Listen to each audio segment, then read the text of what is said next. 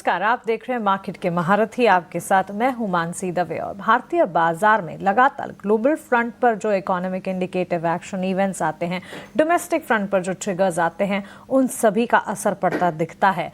और वो सारी चीज़ों को मद्देनजर रखते हुए मार्केट की तस्वीर को लगातार हम आपके सामने रखते हैं।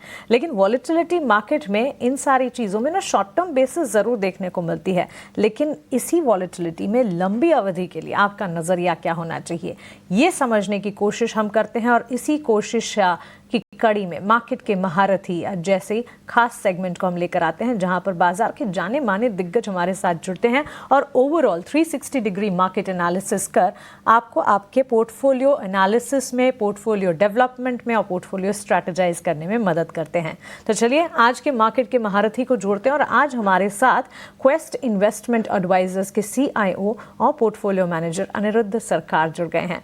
अनिरुद्ध, बहुत स्वागत है आपका ET Now स्वदेश पर। मानसी दिस साइड, अपना समय देने के लिए सबसे पहले तो बहुत शुक्रिया। Hi Mansi. So a very good morning to you and all the investors on the business channel. बिल्कुल बिल्कुल।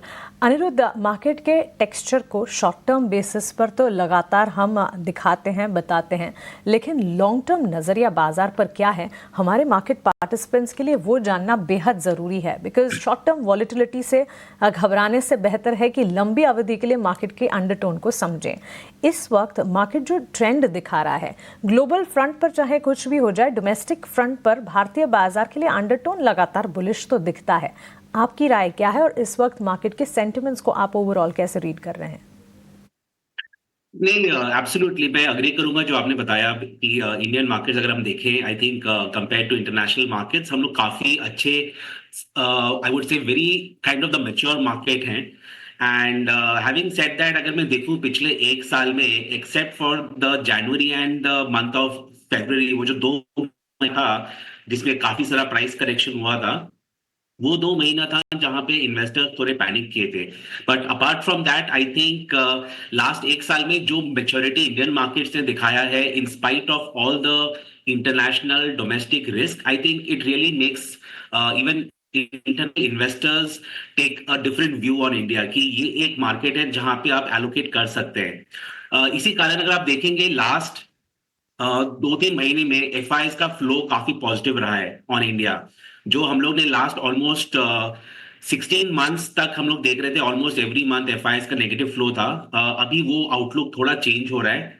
एंड मैं बोलूंगा जो भी हमारे हेडविंड्स थे पिछले एक साल, most of those headwinds have become the tailwinds. Whether you talk about earnings growth, whether you talk about the valuation, अगर हम बोले कि interest rate cycle, all of those headwinds have now become the tailwinds. And इसलिए मैं बोलूंगा जो international investors का भी आउटलुक है वो थोड़ा इंप्रूव हो रहा है for India.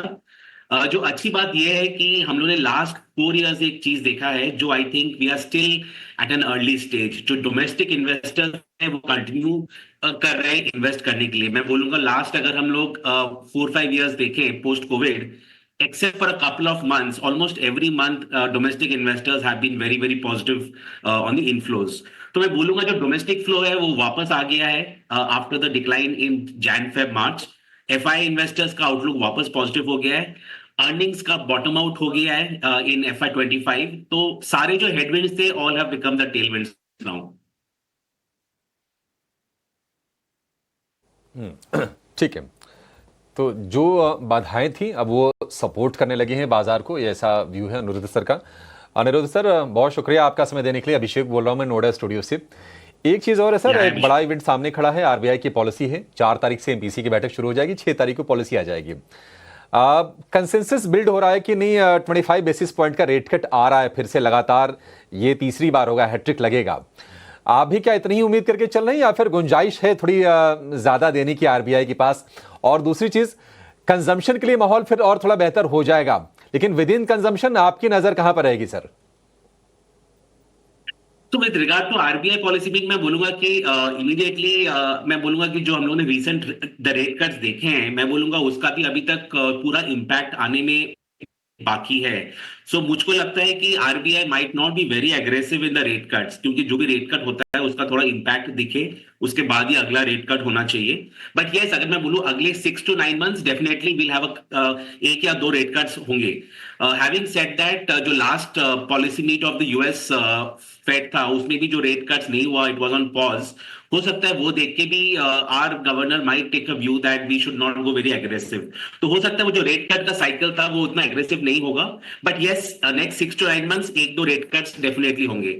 Having said that, मैं बोलूंगा कि जो इम्पैक्ट ऑन द कंजम्पशन होने वाला है, उससे ज्यादा बड़ा इम्पैक्ट होगा जो टैक्स इंसेंटिव जो 1 अप्रैल से हो गया है, wherein almost 87% of Indian tax payers don't have to pay tax. वो जो बड़ा टैक्स सेविंग अप्रैल से अभी फ्रॉम 1 अप्रैल हैज बिगन, वो एक बहुत बड़ा इम्पैक्ट होगा on the urban consumption, semi urban consumption, and उसके जो नंबर्स दिखेंगे from this quarter, the first quarter of FY26, second quarter FY26, मैं बोलूंगा उस वो एक बहुत बड़ा फैक्टर होने वाला है। And that is a reason, अगर मैं देखूं आज के दिन में जो मेरा पोर्टफोलियो है, almost 35% I am expose to urban and semi urban consumption.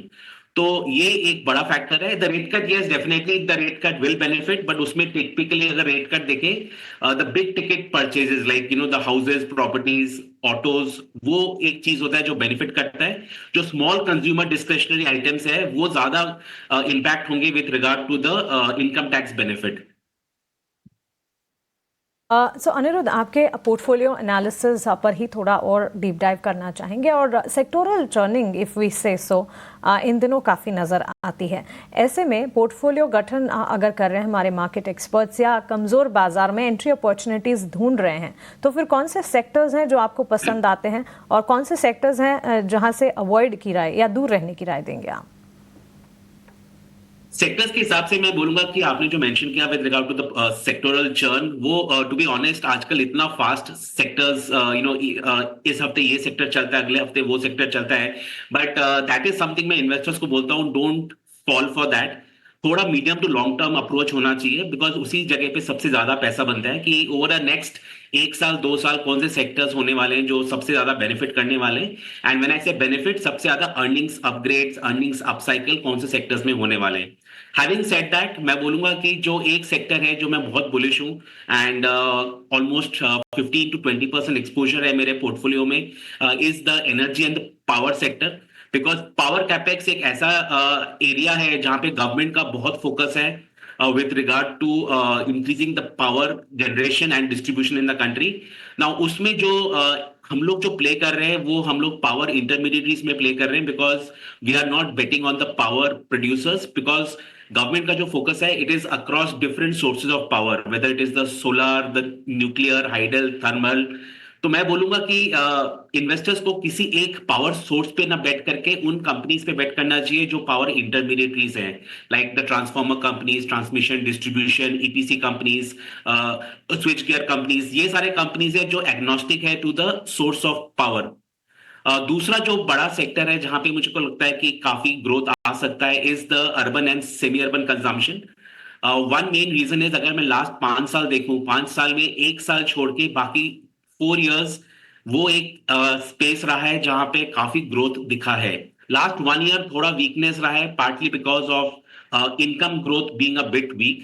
But जो मैंने अभी बताया कि जो टैक्स बेनिफिट आया है, and along with that income growth जो पिकअप हो रहा है, आई would say that on a low base, FY25 का लो बेस जो था, on that FY26 and FY27 में काफी अच्छा ग्रोथ दिख सकता है in different urban and semi urban consumption.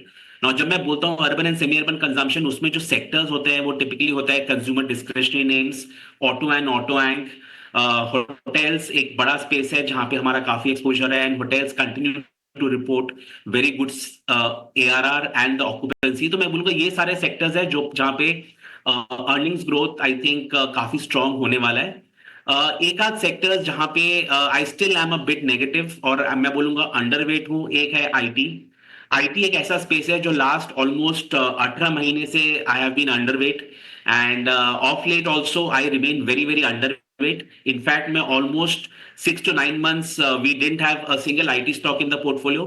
आज के दिन में भी हम लोग काफी अंडरवेट है, almost the low single digits का एक्सपोजर है compared to benchmark of almost 14%. The reason for being underweight on IT is मैं बोलूंगा जो earnings upcycle है वो नहीं दिख रहा है. सिलेक्टिव पॉकेट्स में है मिड कैप आईटी कंपनीज में, बट जो अगर मैं ब्रॉडर आईटी सेक्टर बोलूं तो अभी भी काफी कंसर्न दिख रहा है with regard to deal wins, margin improvements, earnings upcycle. Valuation correction एक ऐसा चीज है जो कंफर्ट दे रहा है, and because of the valuation correction मैं बोलूंगा थोड़ा ऐड कर सकते हैं, but not something aggressively add करना चाहिए. Banks overall I continue to be underweight because मेरे को लगता है कि बैंक्स का जो अर्निंग्स ग्रोथ है वो थोड़ा सबड्यूड हो सकता है. वैल्यूएशन कैचअप हो गया है लास्ट एक साल में. Private banks have outperform the PSU banks. Valuation catch up हो गया है, बट मैं बोलूंगा जो अर्निंग्स अपसाइकिल आना चाहिए बैंक्स वो अभी नहीं दिख रहा है because of the nim contraction which can happen. तो these are the broad sectoral calls where I would say investors can focus on.